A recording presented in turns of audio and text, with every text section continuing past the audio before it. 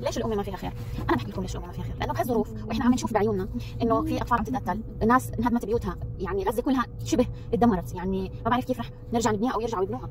وبظل هاي الاجواء وهي الظروف واللي عم نشوفه من يعني طغيان وعدوان واحتلال وعنصريه يعني واجرام بالتعامل مع اهالينا بغزه، بيطلع ناس على اليوتيوب، على الفيديوهات، على السوشيال ميديا، اللي بيطبخ لي بيعمل لي رايق، بيعمل لي طبخه حلو، اكلت حلو، كيف نعمل صينيه الهريسه، كيف نعمل ما بعرف شو، ولا بتطلع لي وحده بتقرا وصلي وبتغني لي ولا كانه في شيء، ولا بيطلع لي واحد ولا ناس بيتجمعوا انه والله بدنا نطلع نغير جو، رايحين سيران، رايحين نطلع نغير جو، رايحين نرقص انا وصحباتي، رايحين مش عارف وين. في كمان يعني شباب ما شاء الله ما بيقصروا، يعني بيطلعوا شرب وعلى مرائس وغيره وغيره. بس يعني انا افهم يعني في احساس، التماسيح بتحس على فكره، بس هدول الناس ما بتحس، يعني في مشكله، في خلل بمخهم، يعني في برمجه هيك شغله سبحان الله، يعني الله خلق الانسان كامل، بس مع مرور الزمن في شيء انعطب بمخهم هاي العالم، يعني في فيوزات ضربت ببعض، صار في شورت، في فيوزات طقت، في هلوسه ممكن، في تخبيص، في جنان، في تخلف.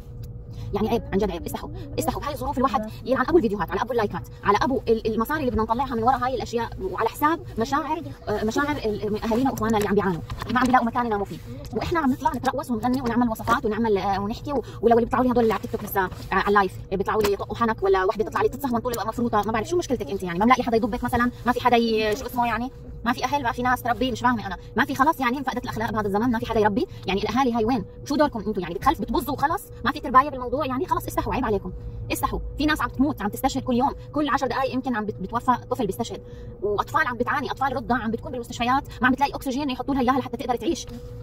يعني خلوا عندكم حس، والله التماسيح بتحس.